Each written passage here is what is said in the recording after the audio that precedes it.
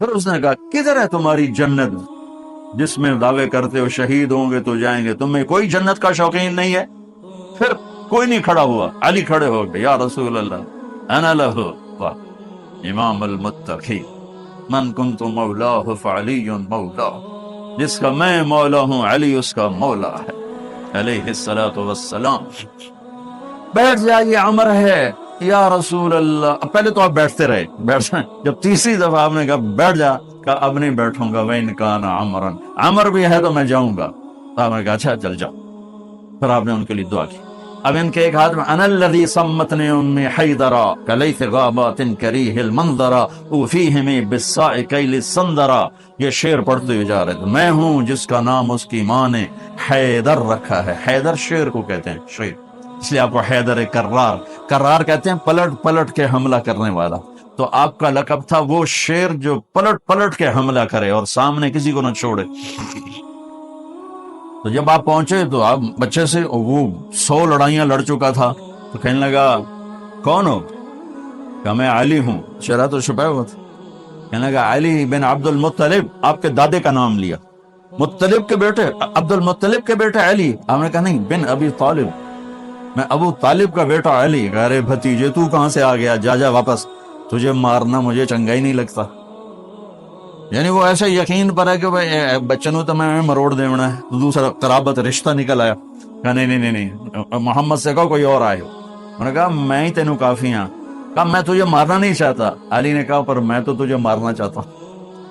اس کو غصہ چڑھ گیا، اس نے آ کے جو ادھر کے وار کیا تو حضرت علی نے ڈھال پہ روکا۔ وہ میں بتا رہا ہوں کہ ڈھال کا تصور کیا ہے، اس پر یہ سارا واقعہ مجھے یاد ہے کہ دشمن کے وار کو ڈھال پہ روکا جاتا تھا، تو پھر اس میں جس کا داؤ پہلے لگ جاتا وہ پار ہو جاتا۔ تو اس نے 2-3 وار کیے، حضرت علی نے ڈھال پہ روکے، پھر اس نے جو ایک زور سے وار کیا تو اس نے ڈھال کو توڑ دیا اور کندھے پہ آ کے تلوار لگی اور کندھا زخمی ہو گیا۔ اب حیدر کرار بنا، پلٹ کے حملہ کرنے والا۔ زخمی شیر زیادہ غصے میں آتا ہے۔ حضرت علی نے جو پلٹ کے اس پہ وار کیا تو اس نے ڈھال آ گئی، تو علی کی تلوار نے ڈھال کو توڑا اور کندھے پر لگی، اس کی بھی کندھے پر لگ کے بس طاقت ختم ہو گئی، لیکن کرار کی تلوار ڈھال کو توڑا، کندھے کو توڑا اور پوری باڈی کو چیر کے 2 حصوں میں پھینک دیا۔ تو اس کی لاش پہ پاؤں رکھ کر کہا عبد الحجارۃ من صفاحت رأیہ وعبدت رب محمد بصواب، یہ ہے پتھر کا پجاری اور میں ہوں رب محمد کا پجاری۔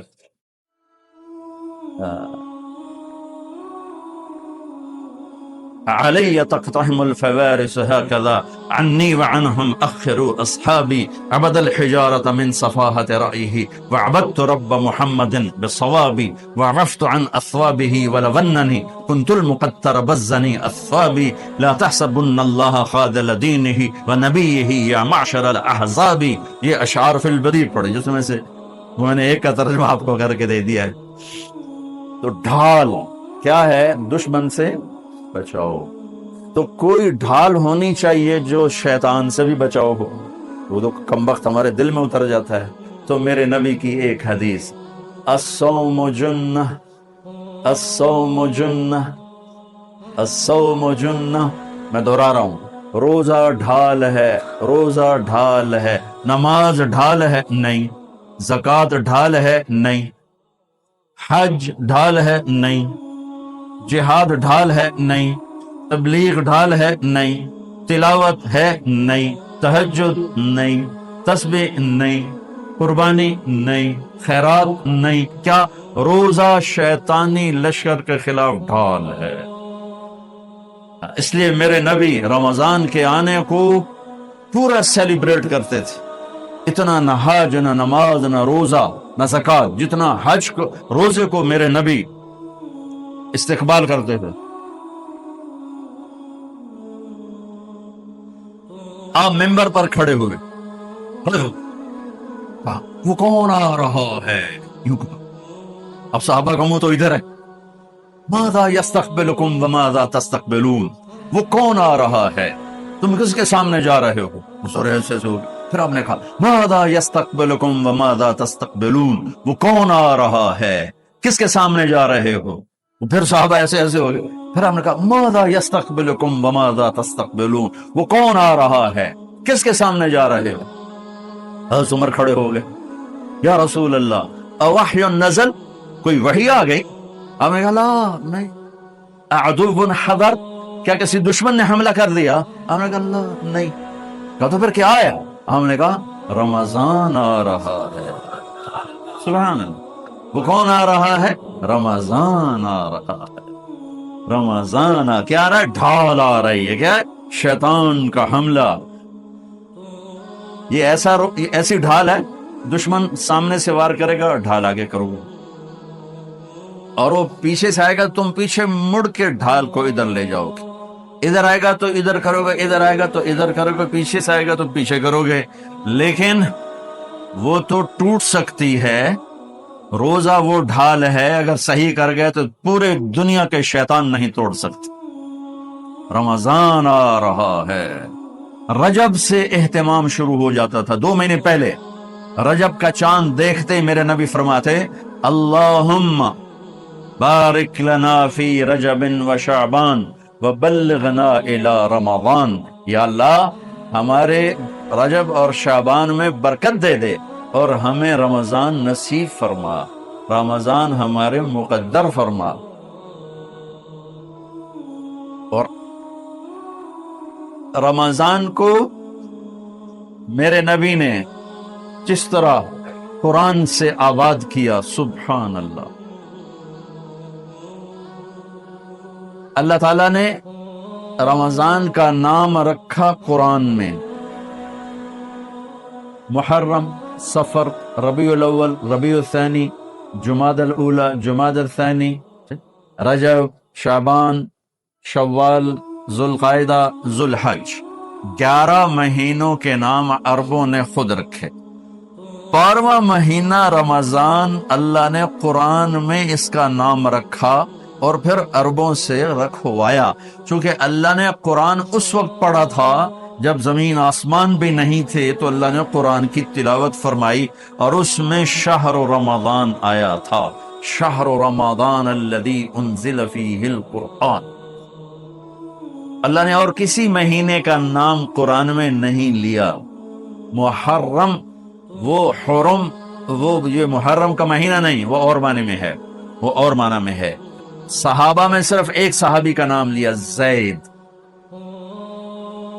فلما قضا زید منہا وطرا زوجناکہا. ان کو اللہ کے نبی نے اپنا بیٹا بنایا تھا. اور 12 مہینوں میں ایک مہینہ رمضان، جب قرآن میرے نبی نے تلاوت فرمایا تھا تو اس میں بھی رمضان کا نام تھا.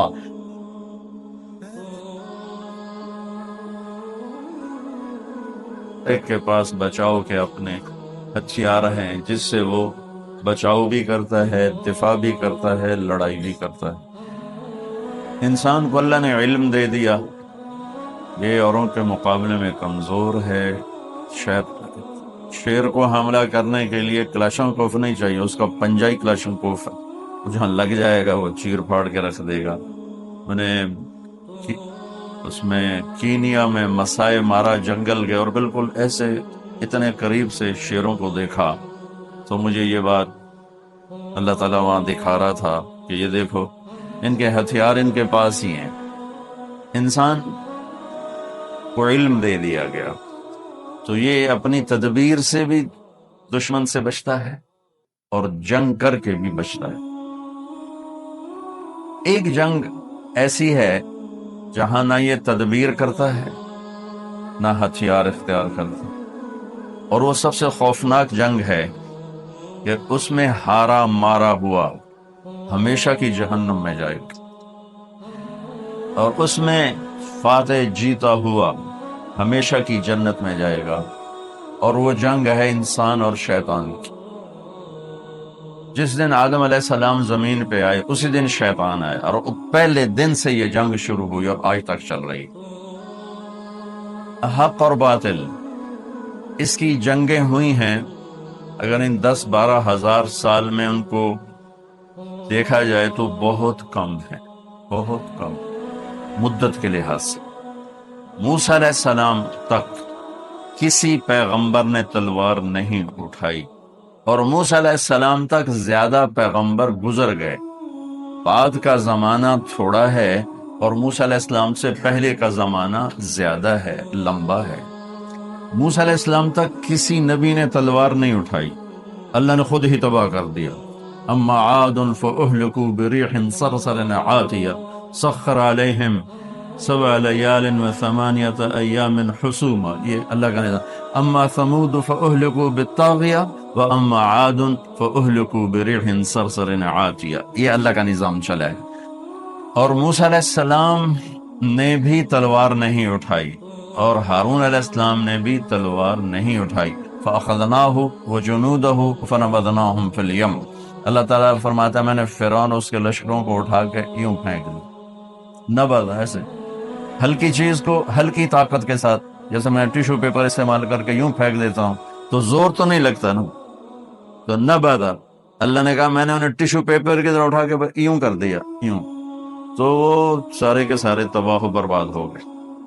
جب تورات اتری تو اللہ تعالیٰ نے تورات کی برکت سے آسمانی عذاب روک دیا اور ایمان والوں کو کھڑا کر دیا کہ تم مقابلہ کرو۔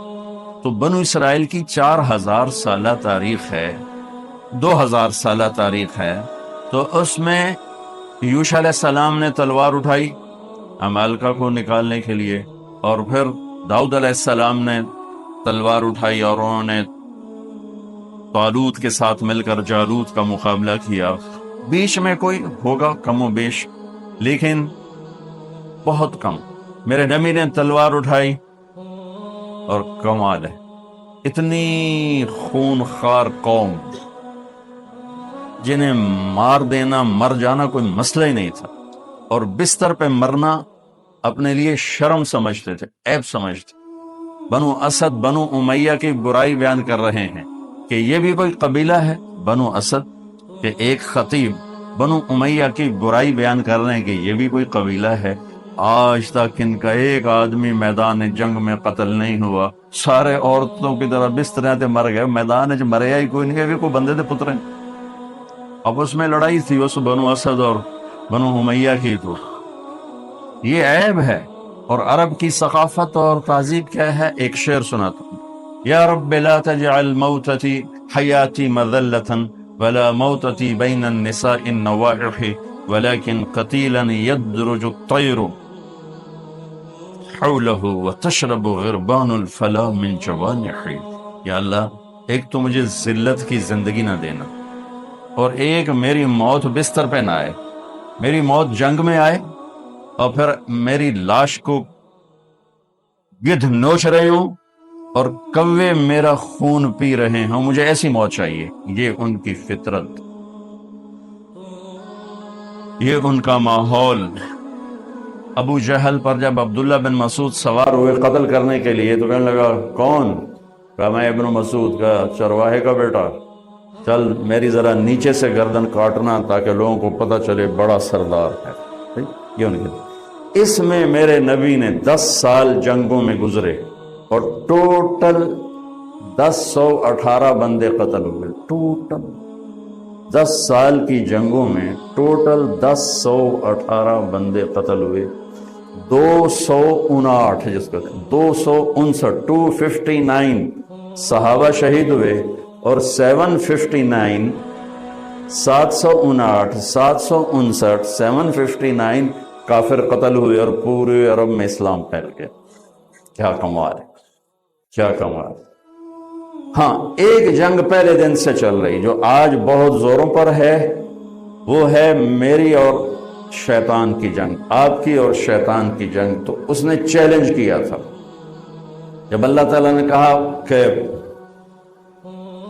فخرج ان علیک اللعنۃ الی یوم الدین، دفع ہو جا، میری نظروں سے دور ہو جا، تو وہ کہنے لگا انظرنی الی یوم یبعثون، کہ مجھے زندگی دے پھر دیکھ میں کیا کرتا ہوں تیرے بندوں کے ساتھ۔ اللہ نے کہا انک من المنظرین، جا میں تن دے دیتی۔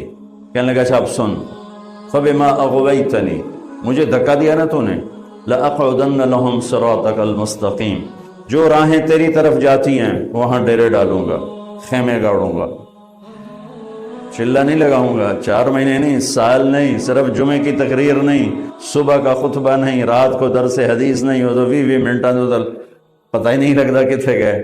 کہا میں زندگی بھر کے لیے قلعے گاڑ دوں گا، کھوٹے خیمے گاڑ دوں گا، اور جو راہ تیری طرف جاتا ہے وہاں آ کے میں فوج کٹھی کروں گا۔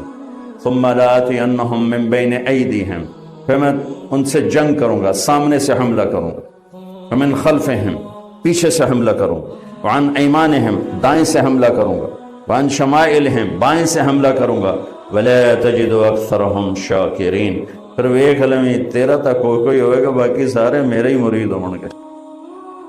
تو اللہ نے کہا ان عبادی لیس لک علیہم سلطان الا من اتبعک من الغاوین، جا جا دفع ہو، کر لے جو زور لاؤنا لا لے، میرے بندوں پہ تیرا زور کبھی نہ چلے گا، ہاں جو گمراہ ہوں گے تیرے پیچھے جائیں گے، تو بھی جہنم میں وہ بھی جہنم میں۔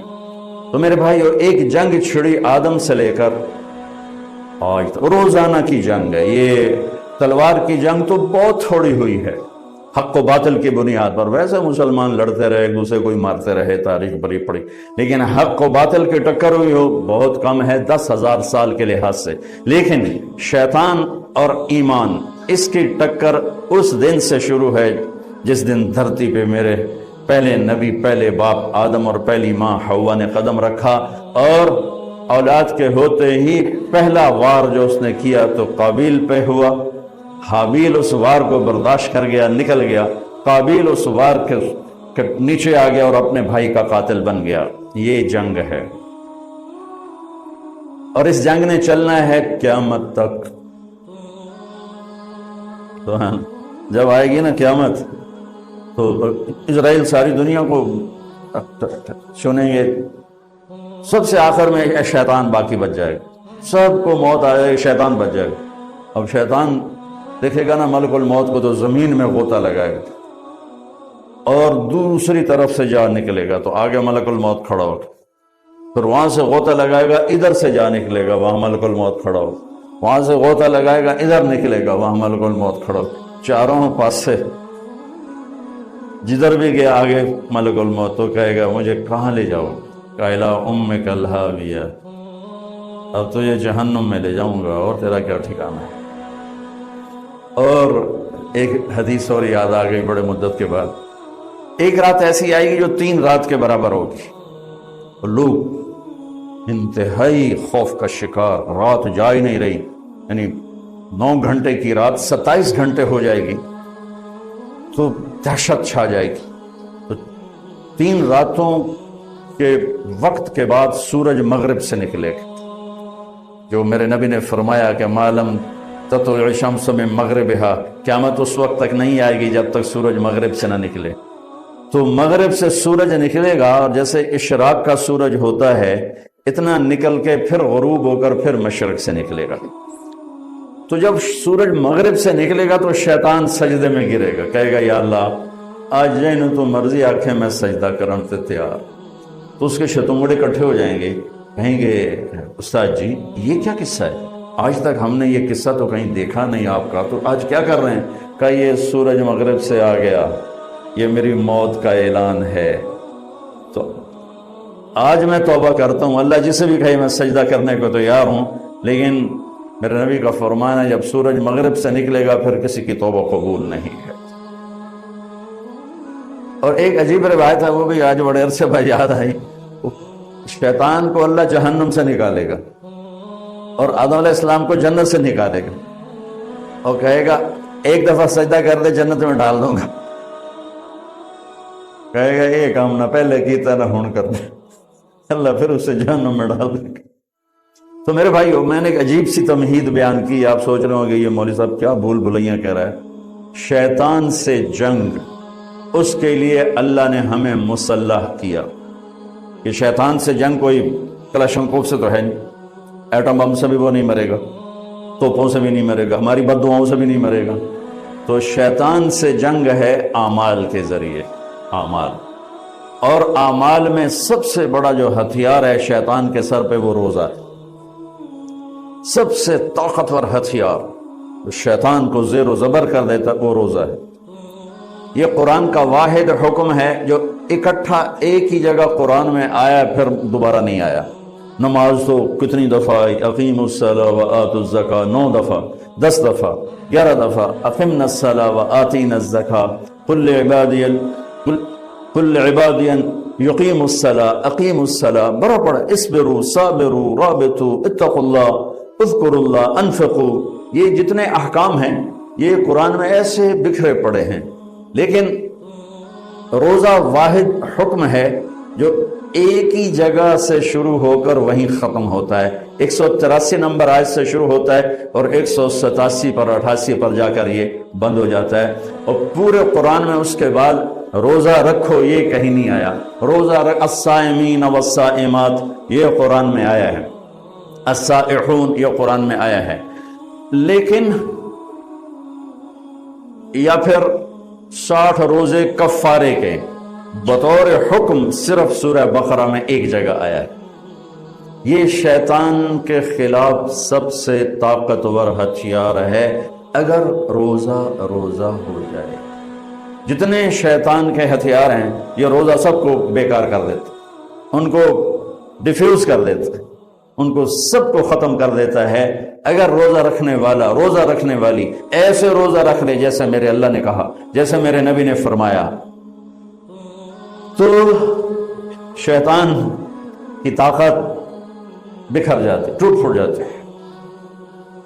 پہلی امتوں پہ فرض ہوا، ہم پر بھی فرض ہوا، تو اللہ تعالیٰ نے ہماری تسلی کے لیے کتب یا ایھا الذین آمنوا ایمان والو کتب علیکم الصیام، میں نے تم پہ روزے فرض کیے ہیں، کتب علیکم الصیام کما کتب علی الذین من قبلکم، جیسے میں نے پہلوں پہ فرض کیے، تسلی کہ تم پہلے نہیں ہو، تم سے پہلوں پر بھی یہ فرض ہوا ہے، اور پھر ان کا فرض ہمارے فرض سے بہت زیادہ ہیوی ویٹ ڈیوٹی کہ ان کا روزہ 24 گھنٹے، ہمارا روزہ سحری سے افطاری، افطاری سے سحری، ان کے روزے کے 24 گھنٹے تھے، چاہے روزہ سردی میں ہو چاہے روزہ گرمی میں ہو، 24 گھنٹے گزارنے ہیں۔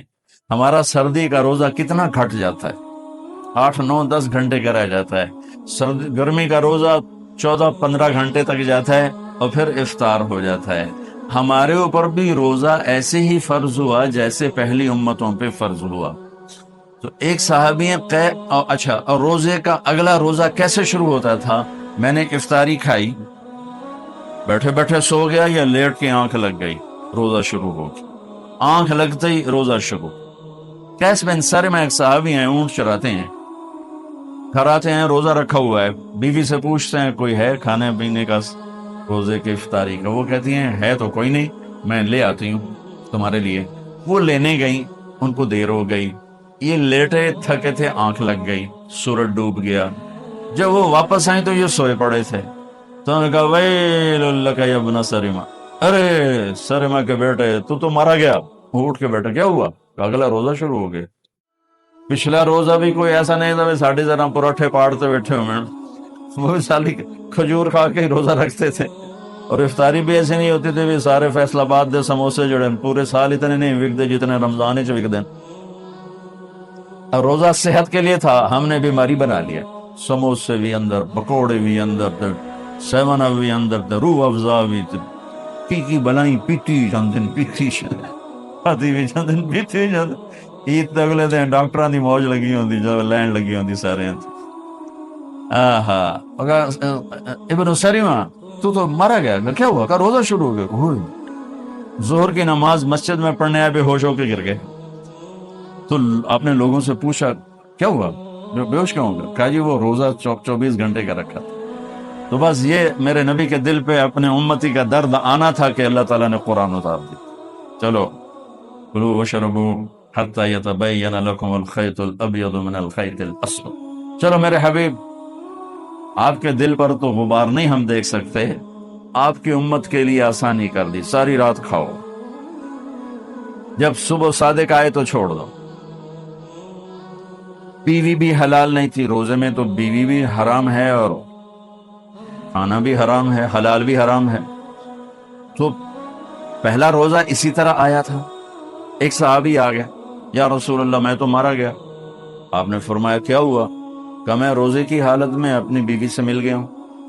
تو آپ نے فرمایا ٹھیک ہے، ایک غلام آزاد کر دو کفارہ۔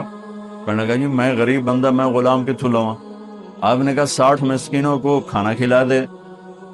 وہ کہنے لگا میں آپ مسکین ہوں، میں کتوں روٹی کھواں؟ تو آپ نے فرمایا پھر 60 روزے رکھ۔ وہ کہنے لگا ایک روزے چاہے چند چاڑ یا 60 روزے میں کی کریں؟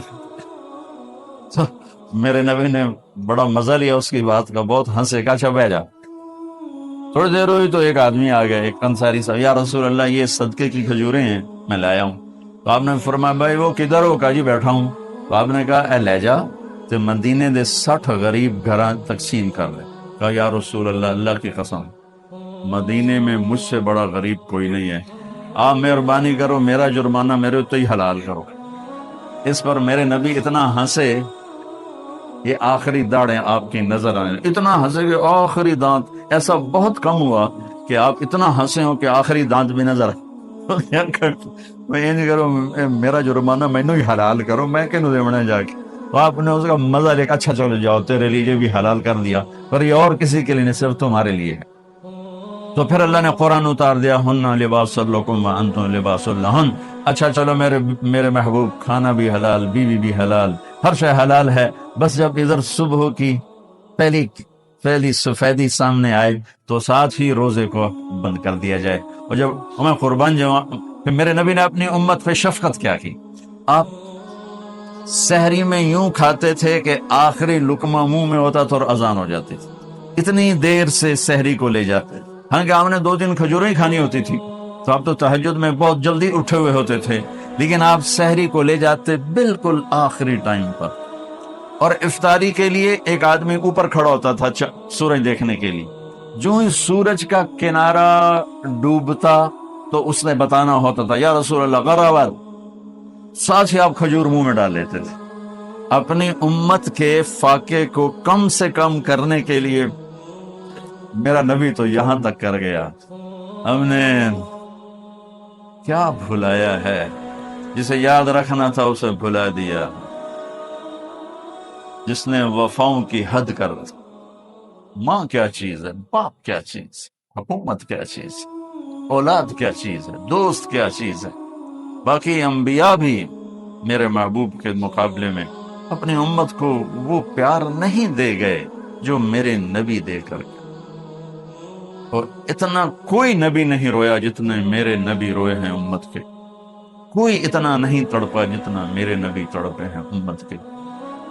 اور جاتے ہوئے ہر کوئی اولاد یاد کرتا ہے، میرے نبی جاتے ہوئے امت کو یاد کر رہے ہیں، الصلاۃ وما ملکت ایمانکم، میری امت نماز نہ چھوڑنا اور غلاموں سے اچھا سلوک کرنا، جاتے ہوئے امت یاد ہو رہی ہے۔ اور راتوں کو مدینے کی فضا میں آج بھی میرے نبی کی دعائیں اور رونا اور ہچکیاں اور آنسو محفوظ اور موجود ہیں، کہ اتنا روتے تھے کہ جبریل آ جاتا تھا کہ یا رسول اللہ مجھے اللہ نے بھیجا، آپ کیوں رو رہے ہیں؟ اللہ کو تو پتہ کیوں رو رہے ہیں، ہم تک پہنچانے کے لیے۔ پھر آپ کہتے ہیں جبریل مجھے میری امت کا غم لیے جا رہا ہے کہ میں اپنی امت کے لیے رو رہا ہوں۔